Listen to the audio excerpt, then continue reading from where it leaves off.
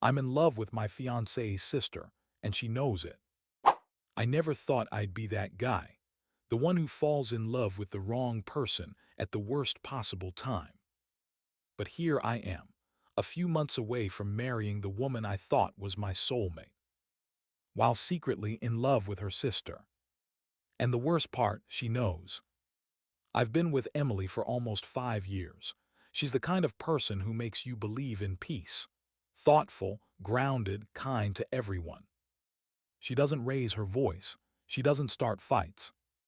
She's the type of woman who remembers everyone's coffee order and sends birthday messages to people she hasn't seen in years. We met at a conference in Chicago. I was there for work. She was organizing the event. She spilled coffee on my shirt, apologized 100 times, and offered to buy me another drink. That's how it started, simple, normal, safe. For years, that was enough.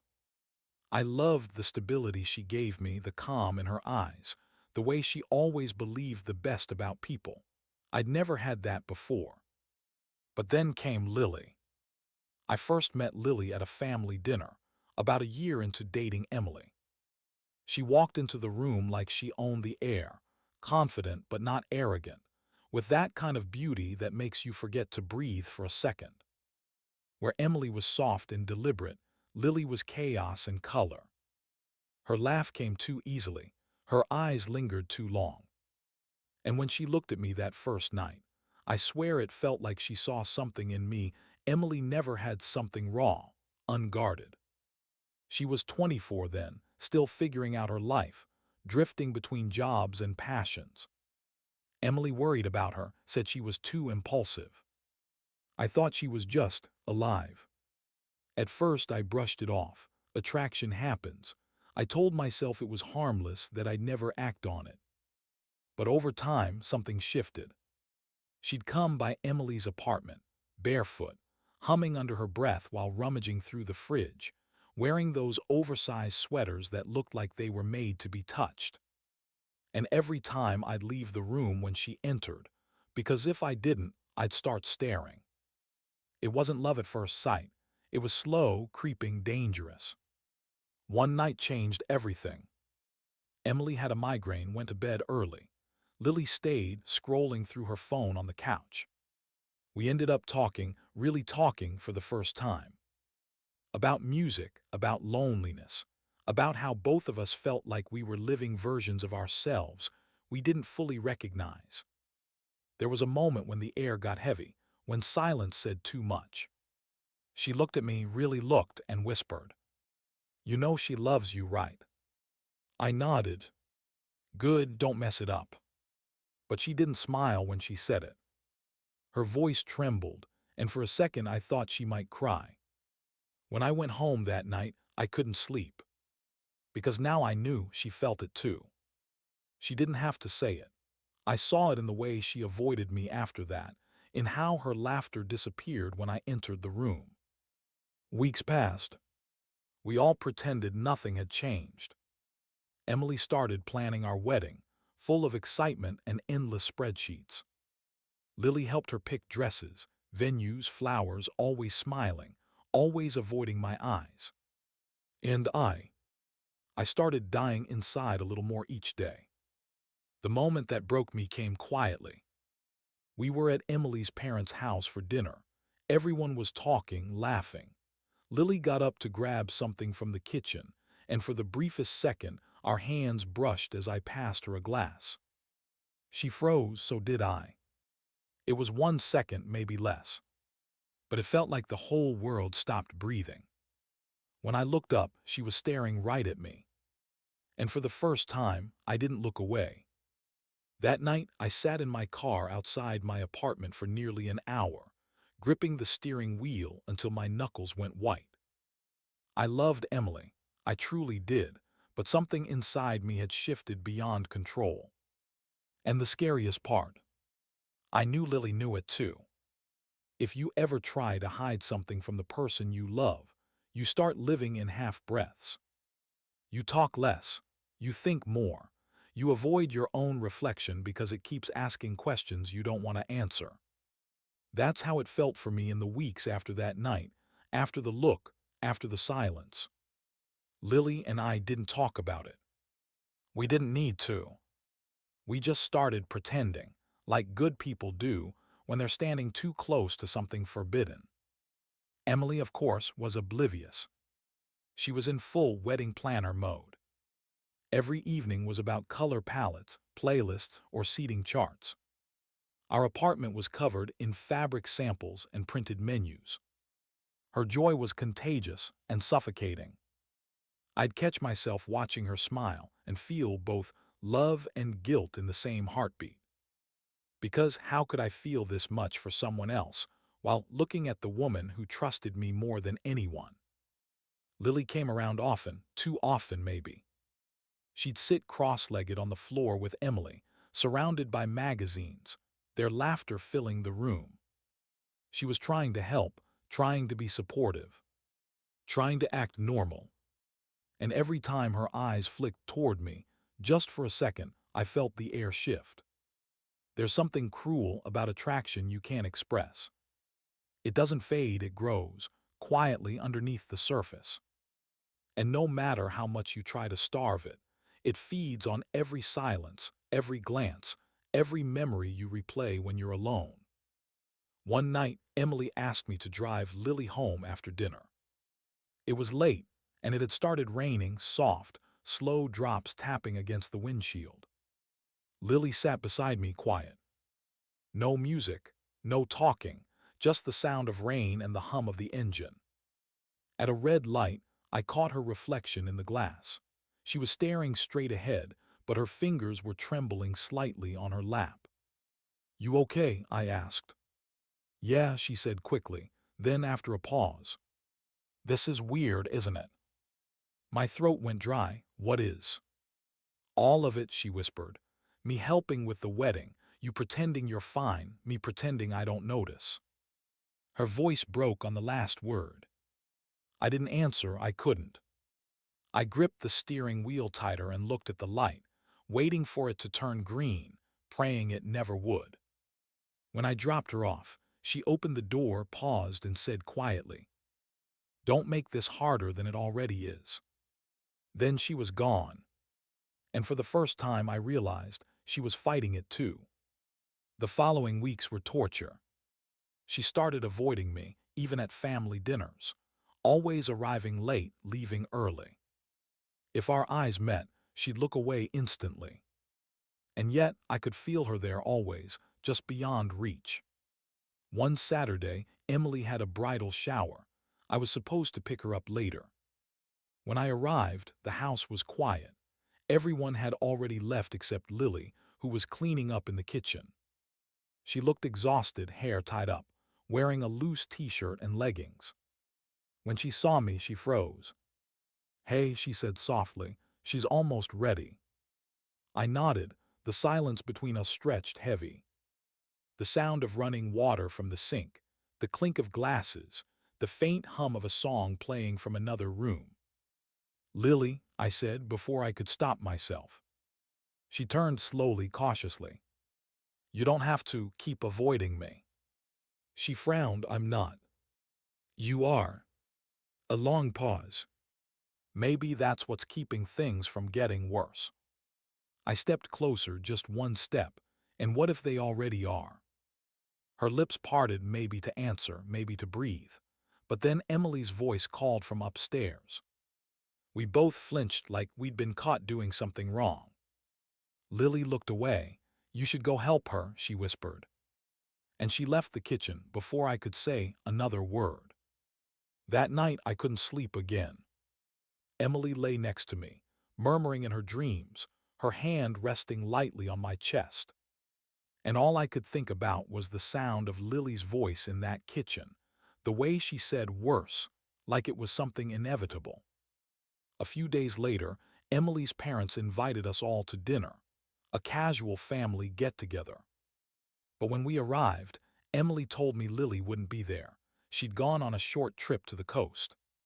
She needed some time away, Emily said. She smiled when she said it, but something in me cracked open. I spent the entire evening pretending to be fine. laughing, nodding, making conversation, while wondering where Lily was and whether she'd left because of me. She was gone for 2 weeks. No messages, no calls, nothing. It was like someone had turned down the volume on the world. When she finally came back, she looked different, calmer, more distant. She hugged Emily, said hi to me like we were polite strangers, and smiled. A polite, practiced, devastating smile. Later that evening, while Emily was in another room, Lily caught my eye and said quietly, "I'm moving out next month. I got a job in Seattle." I froze. "That's great," I managed to say, though it felt like my chest was collapsing. She nodded. "It is. It's what I need." Then softer, "It's what we need." And just like that, she walked away. That night, I told myself it was for the best, that I could finally breathe again, that this was the universe fixing my mistakes before they could ruin everything. But as I watched Emily fall asleep beside me, smiling even in her dreams, I realized something terrifying. I didn't want to be fixed. They say every love story has a point of no return. Ours came 3 weeks before the wedding. Emily's best friend threw her a small bachelorette dinner, just a handful of close people, family, laughter, cheap champagne, and the kind of nervous excitement that comes before a life change. I wasn't supposed to be there, obviously, but the plan was that I'd pick her up afterward and drive her home. When I arrived, it was late past midnight. The music had quieted down. Laughter had turned into half-drunken whispers and sleepy goodbyes. Lily opened the door. Her hair was down, a little messy, her lipstick faded. She was wearing an oversized beige sweater that hung loosely off one shoulder, revealing a glimpse of skin that made my pulse trip over itself. "Hey," she said softly, "they're still cleaning up. Emily's upstairs grabbing her stuff." I nodded. "I'll wait." She hesitated, then stepped aside to let me in. The living room was dim, just the soft glow from a lamp in the corner. Empty wine glasses on the table, confetti scattered across the floor. The scent of vanilla candles and cheap rosé in the air. Lily sat down on the couch, tucking her legs beneath her. I stayed standing, too aware of the space between us. "You look tired," I said, trying to sound casual. "Long day," she murmured, then after a pause, "You know, I didn't think I'd be here for this. The wedding, I mean." Her tone wasn't bitter, it was sad, resigned. Like she'd already said goodbye to something no one else knew existed. "You're her sister," I said quietly. "Of course you should be here." "Yeah," she whispered, "her sister." The silence that followed wasn't empty, it was electric. I could hear her breathing. I could hear mine. "How is Seattle?" I asked just to fill the space. She gave a faint smile. "Haven't even started yet, still wrapping things up here." "When do you leave?" "Soon," she said, looking down at her hands. "Before the wedding, probably." That hit harder than I expected. "You're not staying for it." She shook her head. "I don't think I can." For a second, the room tilted. "Emily will be crushed," I said, though my voice came out more like a whisper. "She'll understand," Lily said. "She always does." Then she looked at me, really looked. And everything I'd been holding back for months, the guilt, the longing, the denial, it all cracked at once. "You should stop looking at me like that," she said quietly. "Like what?" "Like you're trying not to." That line hit like a confession and a challenge all at once. I took a step forward without meaning to. She didn't move. "Lily." "Don't," she said quickly, her voice trembled. "Please don't make this harder." "I'm not trying to," I said. "I'm just—" "You're about to marry my sister." That should have been the end of it. But she didn't move away. Neither did I. The air between us felt alive, charged, dangerous. Every thought I had was screaming stop, but my heart kept whispering just once. She looked up at me again, eyes glistening, jaw tight. And in that moment, I swear, if Emily hadn't been upstairs, if the world had given us 5 more seconds, I would have done something I could never take back. But then footsteps echoed from the hallway. Emily's voice, cheerful, light, cut through the tension like a knife. "Hey, you made it. Give me 2 seconds to grab my purse." Lily blinked, stepping back as if waking from a spell. She turned toward the window, crossing her arms, breathing hard. I swallowed whatever words were trying to escape and forced my voice steady. "I'll wait outside." She didn't answer. When I reached the door, I heard her whisper, so quietly I wasn't sure if it was real. "I wish I'd met you first." That sentence haunted me. It replayed in my head every night, every morning, every time Emily smiled and told me how excited she was to marry me. Because the truth was, I wished that too. The next day, Lily texted Emily saying she had to leave town earlier than expected. No explanation, no goodbye. Just gone. Emily was sad but didn't make a big deal out of it. "You know how she is," she said. "She hates goodbyes." I nodded, pretending I understood. But inside, it felt like someone had quietly ripped something vital out of me. In the weeks that followed, I tried to bury it all under the chaos of wedding preparations, the guest list, the suit fittings, the endless logistics. But some nights when I was alone, I'd scroll through my phone, hovering over Lily's name, my thumb trembling above the screen. I never texted her. Not once. Because if I did, I knew I wouldn't stop. 3 days before the wedding, I opened the mailbox and found an envelope with no return address. Inside, a single note, written in Lily's handwriting. "You'll be a good husband. I just wish it didn't have to be to her." I sat there on the steps for what felt like hours, staring at that one line until the ink blurred through my tears. The night before my wedding, I couldn't breathe. I sat alone in the guest room of Emily's parents' house, surrounded by neat rows of suits, ties, and the suffocating smell of flowers that were supposed to symbolize new beginnings. It should have been the happiest night of my life. But all I felt was wrong. I kept replaying Lily's note in my head. "I just wish it didn't have to be to her." Every word of it was a knife, twisting deeper with each heartbeat. I told myself not to think about her, that she was gone, that she had left for Seattle, that this was the right thing to do. But around midnight, my phone buzzed. A message from an unknown number. "Lily, can we talk, please, before tomorrow?" My chest tightened. My first thought was to ignore it. My second was to run. An hour later, I found myself standing outside the park near her old apartment, the same one where we'd first really talked months ago. It was empty now, quiet, just the sound of crickets and the faint hum of traffic in the distance. She was there, sitting on a bench, hugging her coat tighter around her shoulders. When she saw me, she stood, eyes red, hair messy from the wind. "You came," she said softly. "I shouldn't have," I answered. "I know," she whispered, "but you did." For a long moment, neither of us spoke. The silence between us felt heavier than words could ever be. Finally, she looked up, eyes glistening. "I'm leaving tomorrow," she said. "I wasn't going to tell you, but I needed to see you one last time." "Lily." "No, let me say this."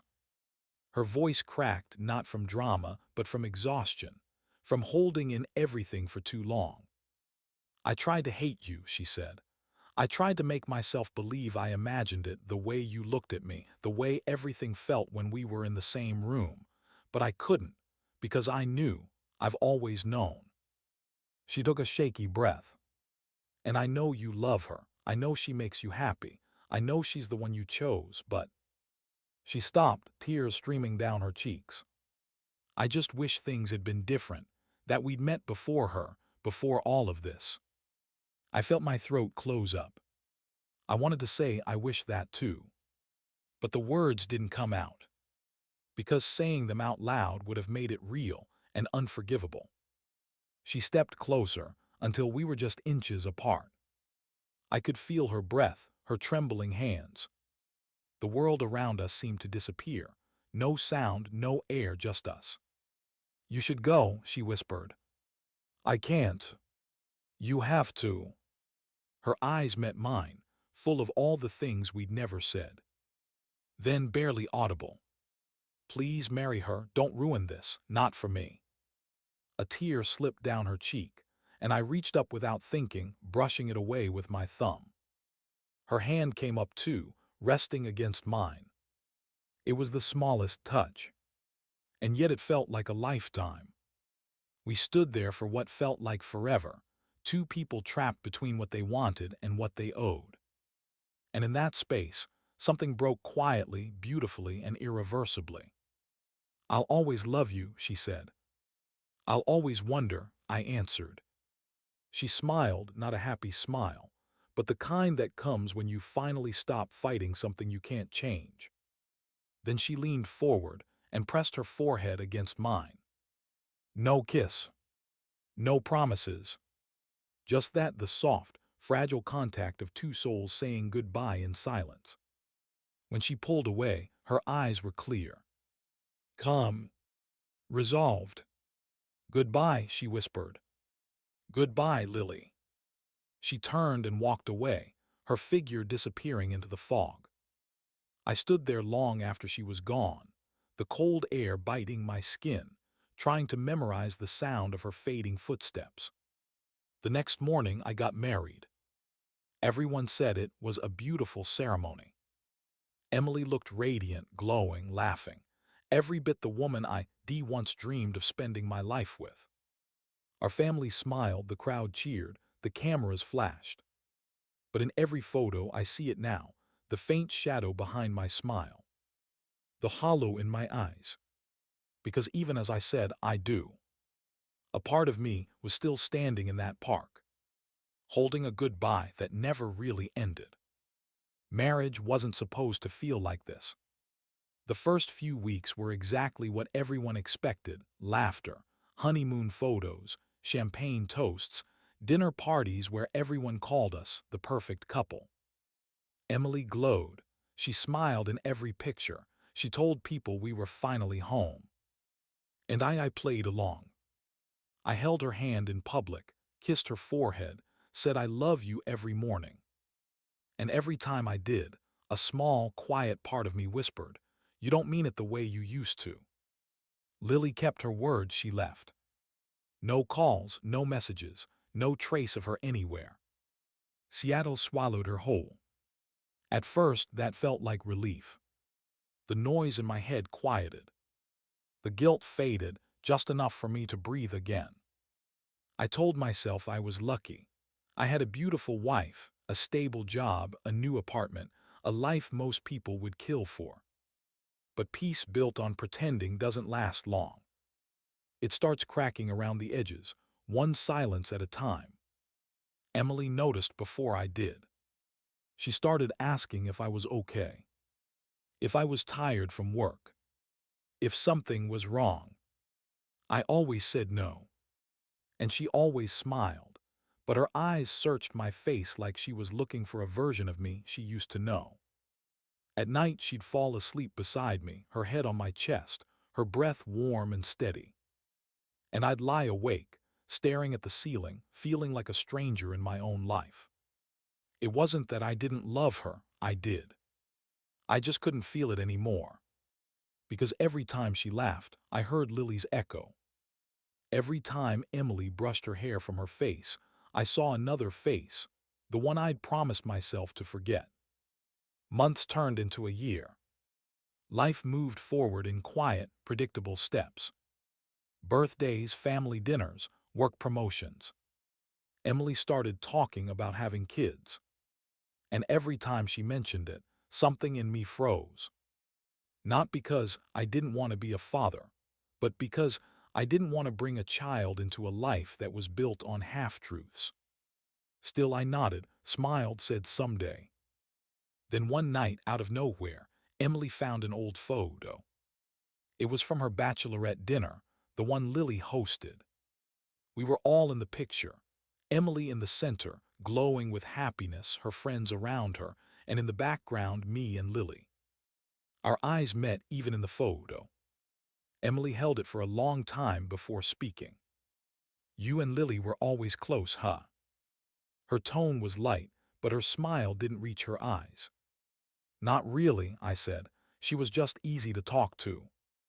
"Yeah," Emily murmured. "She has that effect on people." She said nothing else. But that night, she didn't fall asleep with her head on my chest. She turned away. A few months later, her mother mentioned casually that Lily had been promoted. "She's doing great in Seattle," she said over dinner. Emily smiled proudly. I just nodded, pretending to focus on my food, while my heart tried to crawl out of my chest. That night, I went for a walk alone. It was raining, the kind of cold, steady rain that soaks through your clothes, but numbs everything inside you. I stood under a streetlight, closed my eyes, and for the first time in months, I said her name out loud. "Lily." It felt like a confession and a prayer at once. Years passed. We built a quiet, functional marriage. We moved to a different city, bought a house, got a dog. On the surface, we were fine, normal, stable, even happy in the way two people can be when they stop asking what happiness really means. But some nights when Emily was asleep, I'd open my old email, the one I'd stopped using, and scroll through the drafts folder. There was one message there. Unsent. Written the night after the wedding. To Lily. "I don't know how to live with what I feel, but I'm trying. I hope you are too." I never sent it. I never deleted it either. Then 5 years later, I got a letter. Real paper, handwritten, no return address. But I knew the handwriting the moment I saw it. "Hey, I saw your wedding photo online, your anniversary post. You looked happy. I hope you are. I'm okay now. I met someone, we're expecting a baby. I thought you should know because I think that's the closure we both needed. Thank you for not ruining your life for me. You did the right thing." Yell. I sat on the porch, reading it over and over, until the ink bled into my hands from the rain. Emily called me in for dinner. I folded the letter carefully, slipped it into my jacket, and said, "Coming." And for the first time in years, I smiled, not because I was happy, but because I finally understood something. Some loves aren't meant to be lived. They're meant to haunt you just enough to make you human. It's been almost 10 years since the wedding. Emily and I are still together. Not perfect, but steady. We have a son now, 6 years old, with Emily's green eyes and my nervous laugh. He loves dinosaurs and bedtime stories.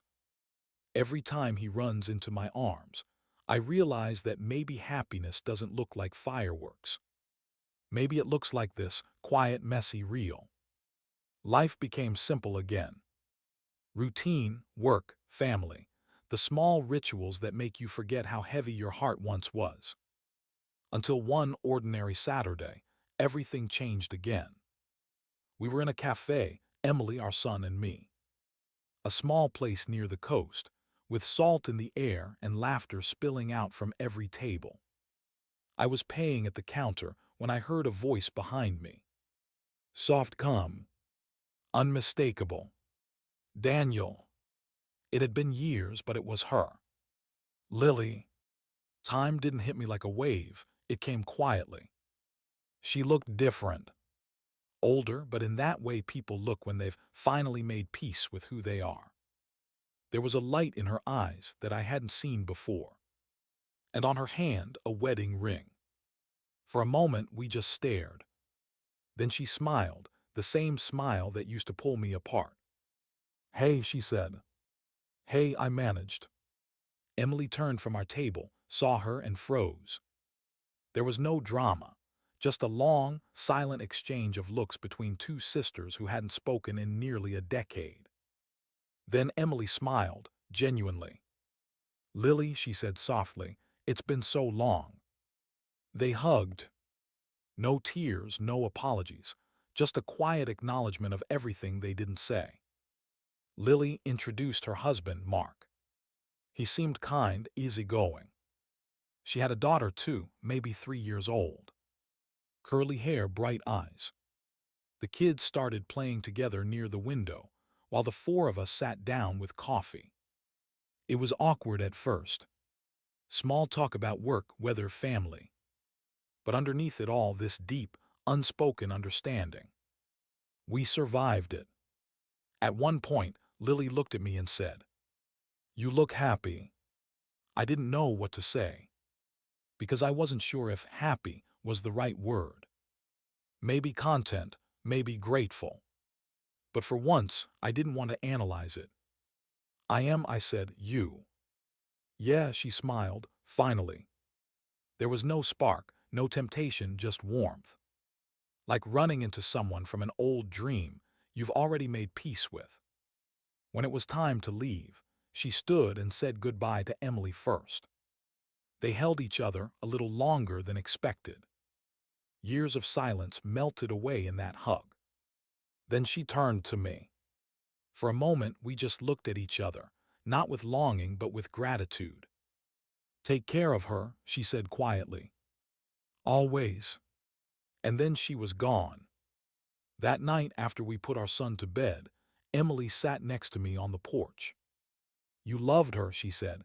Not a question, just a truth. "Yeah," I whispered, "I did." "Do you still?" "In a way that doesn't hurt anymore." She nodded, eyes distant, and said, "That's enough." We sat there in silence, the night air cool around us, the world still. And for the first time in forever, I didn't feel the weight of what could have been. Just the quiet gratitude for what was. A week later, I found Lily's old letter again, the one from years ago. I read it one last time, then folded it carefully and burned it in the sink. The paper curled, turned black, and vanished into smoke. It didn't feel like loss. It felt like release. Some loves don't end, they just change shape. They stop burning and start glowing quietly somewhere inside you. Not to remind you of what you lost, but of who you became because of it. And maybe that's what love really is. Not the person, not the story, but the part of yourself that finally learns to let go.